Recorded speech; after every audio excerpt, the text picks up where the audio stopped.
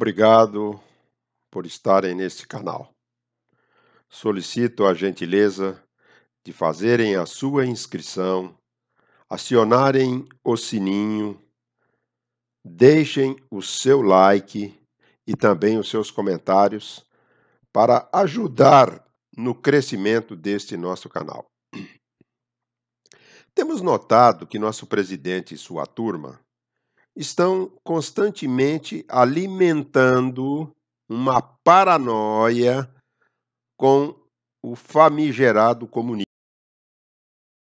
Realizarmos uma pesquisa, leitura e analisar opiniões de muitos historiadores que avaliam a existência da tentativa de revisionismo da ditadura e que não há paralelo na história republicana brasileira de um governo como o atual. É uma situação que produz espanto, uma obsessão em afirmar insistentemente a existência de uma ameaça comunista. Por mais insana e anacrônica que seja essa hipótese, sobretudo agora, em pleno século XXI, quando não há mais nenhuma potência comunista minimamente constituída e disposta a investir numa guerra ideológica a nível mundial. Torna plausível o surgimento de uma sandice como uma invasão comunista iminente, difundida pelas redes bolsonaristas de produção e distribuição de fake news, que finalmente estão sendo alvejadas pelo Supremo Tribunal Federal. Desinformam o público, a população. As nações mais desenvolvidas do sistema capitalista, eles acabaram com esse fantasma do comunismo. E não apenas asseguraram ampla liberdade de atuação a seus partidos comunistas. Caso da França, da Itália, por exemplo, lá eles são tão fortes que bem podem chegar ao poder através da via eleitoral. Como se empenham intensamente em desenvolver as suas relações comerciais e culturais com a Rússia, a República Popular da China e os demais países da área socialista, não obstante a concomitância de sua participação em tratados como a Organização do Tratado do Atlântico Norte, a OTAN. Eles fazem parte lá, da Rússia quanto a China. E tem voto pesado lá. Entretanto, o presidente fala no cercadinho dele constantemente, lá no Planalto e nos grupos de WhatsApp, Twitter e Instagram, para a sua plateia. O comunismo está aí. Se eu não continuar aqui, vocês vão ver só os vermelhos tomando conta daqui. Então, é a velha tática do nós contra eles, o inimigo invisível, que é sempre quem impede ou atrapalha seus planos pessoais de poder, riqueza e corrupção via terceiros. O comportamento é tão delirante, tão escabroso, que chega ao ridículo. Merece até uma piadinha aqui, né? Por exemplo, caso o presidente e seus simpatizantes tropecem aí num poste qualquer da vida aí, com certeza eles vão se voltar para trás e dirão: "Ô, poste comunista, vai para Cuba, vai para Venezuela, seu traidor da pátria, aqui não é seu lugar." Vão dizer tudo isso. Então, sinceramente, se perguntarmos aos simpatizantes do presidente sobre o que é comunismo, eles não saberão dizer o seu significado. Vão ficar aí gaguejando, com gaga, se não tiver algum. Aí vão usar o mantra, vão responder com o mantra. de que o comunismo é um regime que come criancinhas. Enfim, todo esse palavrão absurdo é para criar um clima de animosidade que justifique medidas extremas, ao mesmo tempo que objetiva detratar pessoas, empresas, instituições de Estado, nações, explorando preconceitos de parte da população. Atua nesse campo. Então, tem como objetivo também exaltar os ânimos da população para em tempo hábil, atacarem alvos determinados, como partidos políticos, o STF, que é a bola da vez, né? Congresso Nacional, embaixadas, estações de TV e por aí afora. O que dá na teia deles lá, eles vão colocando na linha de tiro. Então, são de uma extrema-direita que repete a lavagem cerebral de ameaça comunista, tal qual aconteceu no macartismo, lá nos Estados Unidos, que foi uma prática política, né, que se caracterizou pelo sectarismo durante os anos de 1950, onde formulavam acusações para fazerem insinuações sem provas e assim legitimar perseguição autoritária de opositores. Quase parecido com o que faz o presidente, né? Ela vai buscar coisa lá de 1950, meu, estamos evoluindo mesmo, hein? Evoluindo para trás. Infelizmente, por pura covardia, até quem não comungava com ideias comunistas e socialistas eram rotulados com comunistas comunistas e subversivos. E assim eram perseguidos, presos, mortos ou desaparecidos. Quer dizer, é um tempo nefasto que nenhum cidadão deveria ter saudades, opressores ou oprimidos. Ninguém que votou em Bolsonaro votou enganado, essa que é a verdade. E mesmo vendo os absurdos, apoiam essa criatura adoidada. Parece que o povo está doente mentalmente. Não é mais possível continuar com esse tipo de governo de horrores. Um bando de ministros despreparados que não tem a coragem de contestar o chefão. Os contestadores são sumariamente exonerados e levam o carimbo de comunista, traidor da pátria. Salva-se um ou outro na consideração de razoável nessa atual equipe ministerial dele. E olhe lá ainda, hein? Então, e tudo que for contra a barbárie é ameaça comunista. Esse é o mantra hoje em dia, né? É inacreditável, mas chegamos a esse ponto. Tudo isso é a consequência de se votar por preconceito. Aconteceu em 2018. Tudo bem, era uma época que o cara estava metendo a mão, tinha que sair mesmo. Porém, foi um furo na água isso daí. E a estupidez também não caiu do céu. Ela foi inoculada pela mídia hegemônica. Né? A partir do momento, um exemplo, né?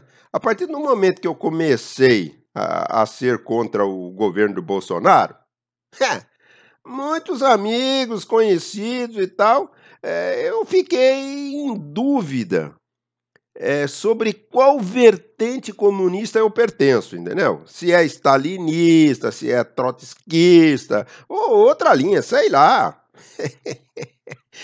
Bem, se até o Sérgio Moro, que conseguiu prender o pinguço Nine Fingers, é comunista, então gostaria de entender a lógica desses bolsonaristas, aliás, pela simbiose ocorrida, né? Tornaram-se bolsopetistas. Os petistas também segue essa linha também, né? De acusar e defender o líder deles com unhas e dentes. Se esses bolsopetistas tivessem a capacidade de entenderem a história brasileira no campo da política, talvez não fossem considerados pouco inteligentes. Vejamos o seguinte desenho, vou tentar passar para vocês. Olha, Marechal Deodoro da Fonseca, ele proclamou a República com um golpe. Depois dissolveu o Congresso. O Marechal Floriano Peixoto era vice do Marechal Deodoro e deu o golpe ao não convocar eleições após a renúncia do Marechal Deodoro, e ambos eram militares, hein? Vão anotando. Primeiro presidente civil foi o Prudente de Moraes. Ele sofreu atentado. Sabe de quem? De militares. O presidente seguinte foi o Campos Salles, que era ex-ministro da Justiça do governo militar do Marechal Deodoro. Em seguida, foi o Rodrigues Alves, que também era ex-ministro da Fazenda do governo militar do Marechal Floriano. Não é? O Marechal Hermes da Fonseca assume a presidência em 1910, menos de 2 décadas de governos civis, e lá vem os militares novamente com o golpe de 1930, com Getúlio Vargas. Ficou até 1945. Então, tendo um pouco de discernimento, a gente pode concluir num golpe dentro do golpe, certo? Em 1946, outro militar assumiu, que foi o Marechal Eurico Dutra. É só ler a história que vão ver tudo isso. Depois foi eleito por voto popular o militar Getúlio Vargas, que voltava ao poder. E aí ficou até 1954. E 10 anos depois, chegando em 1964, os militares dão mais um golpe e assumem novamente a presidência, saindo em 1985, certo? Ficou somente 21 anos no poder, né? E aí, passando 3 décadas e 3 anos, a idade de Cristo, elege-se quem? Um militar, que é o seu Jair Messias Bolsonaro. Olha que coincidência, hein? Após a Dilma ser empichada. Então, neste relato, podemos dizer que a ameaça comunista reeditada pelo nosso presidente é uma narrativa fantasiosa. Por quê? Durante todo esse tempo aí que nós vimos, só militar dentro do governo. Então, com os militares no comando, os comunistas não foram eliminados em todos esses anos? Então tem alguma coisa errada, pois não acharam nenhum ninho comunista. Como é que agora os comunistas estão nascendo só agora em 2021? E, segundo aí o presidente, vão desovar somente em 2022, né? Se ele não continuar. Que coisa ridícula, rapaz. Não é inacreditável uma coisa dessa. Também não se viu falar ou ser desmantelado nenhum grupo comunista de cubanos, venezuelanos, russos, chineses, aqui dentro do território nacional. Alguém ouviu algum grupo desse aqui zanzando por aí? É isso, meu. Poderia contar outro tipo de história, e não esta já manjada há anos. Uma coisa incrível. Comunismo, Cuba, Venezuela, como acreditar que representam uma ameaça ao Brasil? Tanto mais quando ficaram Lula e Dilma, e esses dois que são acusados, são da esquerda, né? Mas são acusados que são ferrenhos comunistas, né? E por que eles respeitaram rigorosamente a Constituição Federal? E jamais propuseram qualquer tipo de mudanças no nosso sistema político. Estranho, né? Muito estranho. Então, Bolsonaro, ele recebeu das mãos do Temer um país democrático e não comunista, coalhado de comunista aqui dentro. Por aí se vê o grau de escolaridade, conscientização e até seriedade de um povo. Então, em qualquer país civilizado da Europa, por exemplo, o que acabamos de narrar aqui anteriormente, não passaria de um esboço, né, de programa humorístico. Mas no Brasil, um grupo de aventureiros, para não usar outra adjetivação mais pesada e que poderia fazer que eu nem tivesse possibilidade de publicar esse vídeo, isto é relativamente sério. Digo relativamente porque há ainda uma parte que não se deixou levar por esse enredo de republiqueta bananeira. Apesar de nós já sermos isso há algumas décadas, né? Essa aqui é a verdade. Aqui cabe uma observação. Os Estados Unidos não contam nesta neurose de, né? O comunismo vai tomar, os Estados Unidos não tem interesse em tomar. Então não vamos contar os Estados Unidos, porque conta com uma elite que são diretamente interessados nesse tipo de pauta.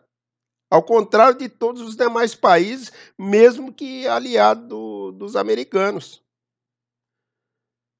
Então, a insistência do executivo em dizer que acabou, que não tem negociação, ou que temos que desobedecer ordens ilegais, é somente para incentivar seus seguidores desmiolados a fazerem o que eles mesmos não têm coragem de fazer.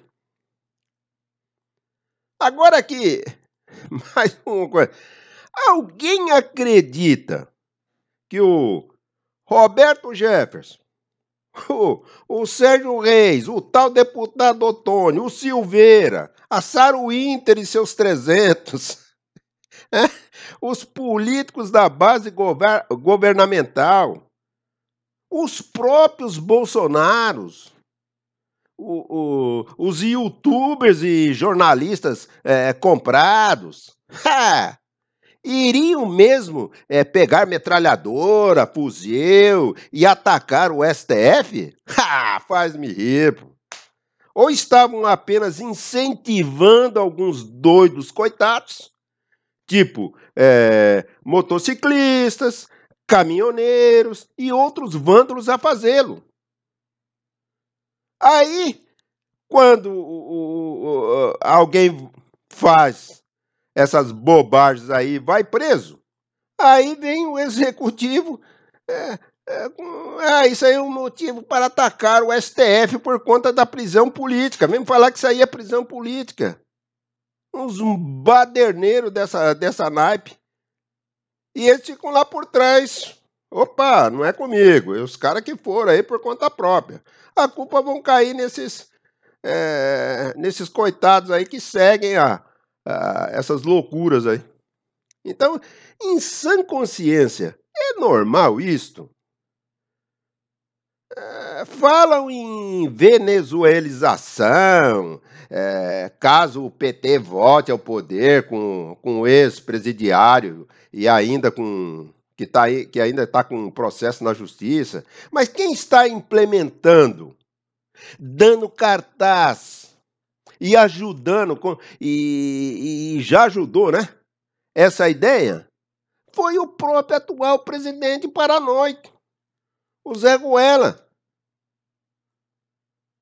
Pô, o cara fez de tudo aí para Aras na PGR, Mendonça na AGU, no Ministério da Justiça, Cássio Nunes no STF, entendeu? E, consequentemente, aliado a outro, o cara tá solto. Então ele procura contar com o apoio da maioria dos também de policiais nos estados, militares das Forças Armadas, tá? De repente algum ou outro pode ir, mas o que é duvidoso e as milícias, né? Que estão sendo montadas ou já tem as estruturadas por ele mesmo ou pela sua prole, né? Igualzinho a estratégia colocada em prática pelo Hugo Chávez, lá na Venezuela, seguida agora por Maduro, né? Há 19 anos atrás. O Chávez seguiu esse mesmo caminho aí que o menino está querendo fazer aqui. Mas há obstáculos no caminho de uma saída golpista dessa que ele sonha, né? Imaginar, delira. Por quê? Alguns líderes do Congresso estão reagindo ao governo, ele perde popularidade rapidamente, né? Essa perda de popularidade é o que seria uma das fontes para sustentar uma ditadura que ele propaga, né? O ambiente internacional também não é favorável a ditaduras. Veja, a gente pode ver aí no vizinho aqui na América, né? A postura não é tão recente, mas desse ano ainda do Piñera, no Chile, que sofreu também, passou por fase de ditadura, inclusive o Paulo Guedes, que ajudou a montar a economia que vinha lá, que hoje os chilenos estão vendo né, os benefícios daquela política implantada. Então o Piñera no Chile, que é de direita, tá? Mas ele critica a ditadura. Criticou a ditadura. Então, hoje seria mais difícil estabilizar um regime autoritário, como censurar ideias e comportamentos, por exemplo, da juventude, que é conectada ao mundo virtual. Né? Então, e os militares, uma maioria, tá? Não mostram sinais claros de que topariam a aventura. O fator militar voltou a ser decisivo na nossa vida política, infelizmente. Então, esperemos que as lideranças militares não aceitem realmente o caminho da aventura golpista e sejam mais perspicazes politicamente, tá? Que outros setores do governo. Se não por amor à democracia, ao menos por cálculo estratégico, pois uma nova ditadura poderia comprometer seriamente o futuro da corporação militar. Esperamos também que as lideranças sociais e políticas mostrem com clareza, né, que os apoiadores de ditaduras são minoritários. É impossível negar os fatos. Bem, meus amigos, era o que tínhamos por hoje. Agradeço a visita de vocês. Deem o seu like, façam seus comentários, né? Inscrevam-se e assinem o sininho. Até a próxima vez. Namastê.